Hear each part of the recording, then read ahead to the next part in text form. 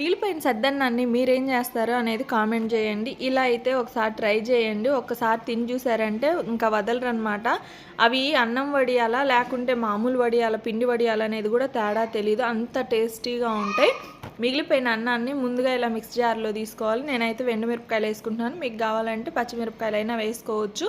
Already పచ్చిమిరపకాయలు వేసి పెట్టాను కాబట్టి నేను ఎండుమిరపకాయలు అయితే వేసుకున్నాను అనమాట. దీంట్లో తగినంత నీళ్ళు వేసుకొని జీలకర్ర తగినంత ఉప్పు కూడా వేసుకోవాలి. దాన్ని మళ్ళీ మిక్సీ పట్టేసుకొని మనకి ఒడియాలకి ఎంత అనుగుణంగా ఉంటుందో అంత వాటర్ అయితే మిక్స్ చేసేసుకోవాలి.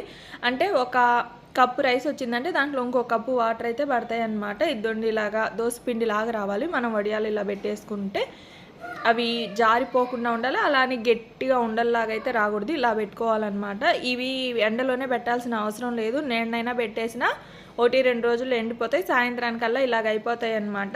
ఇంకొక రోజు ఎండబెట్టుకుంటామంటే సరిపోతాయి. ఆల్రెడీ నేను ముందు పెట్టున్నాను కాబట్టి చూపిస్తున్నాను. దీంట్లో అయితే కొత్తిమీర, పచ్చిమిరపకాయలు, జీలకర్ర, అల్లం వేసి పెట్టాను. టేస్ట్ అయితే సూపర్గా ఉంది.